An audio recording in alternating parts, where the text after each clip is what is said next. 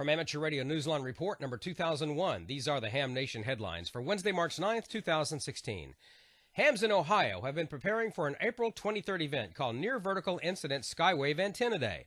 Hap Holly, KC9RP of the Rain Report, spoke with Stan Broadway, N8BHL, ARRL's Ohio Section Emergency Coordinator, on how this one-day adventure in antenna research is designed to work for all hams.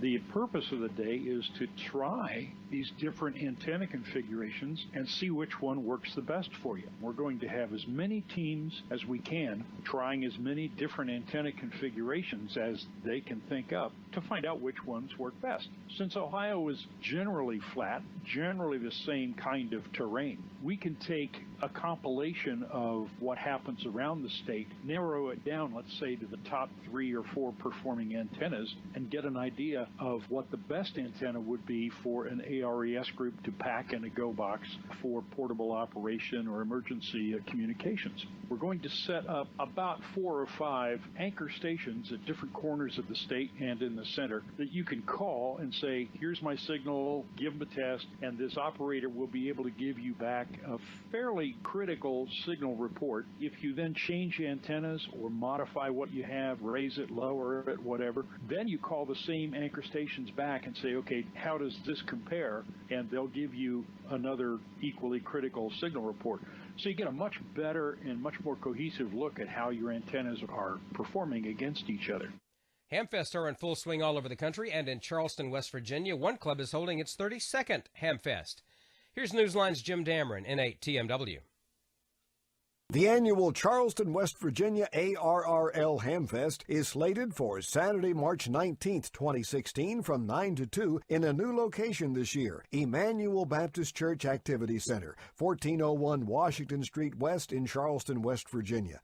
Randy Dameron, N8XEA Hamfest President, comments. Proud to say we are indeed West Virginia's largest Hamfest. We have several repeat vendors coming back, also local hams with all their items, some 100 tables of deals that ham radio enthusiasts just can't live without. And this year, we've added a food caterer with both a breakfast and lunch menu. We're also featuring 3 forums. We always have VE testing that begins at 12:30. And in addition to our door prizes, which include handheld radios that'll be given away every hour, the grand prize, a $500 gift certificate from Universal Radio in Columbus. If you're in the West Virginia regional area, we hope you'll stop by and check us out. This is Randy Dameron, N8XEA. Thanks, Randy. Details at w8gk.org. The latest numbers are in, and amateur radio continues to grow. Here's Skeeter Nash, N5ASH. FCC records show that growth in amateur licenses continued through 2015, with 735,405 licensees, a record in the agency's Universal Licensing System database by year's end. Those figures reflect an increase of 9,130 over December 2014. In 2014, the amateur radio ranks grew by a net 8,149 licensees. Not surprisingly, the largest growth area was in the technician license class, which added 6,570 new hams in 2015. There were 3,079 new general class licensees, and amateur extra class added another 3,496. The figures reflect a steady growth in amateur radio's ranks annually since 2007. Great news for a great hobby. And that's all from the Amateur Radio Newsline, your independent source for amateur radio news for over 37 years and counting at www.arnewsline.org.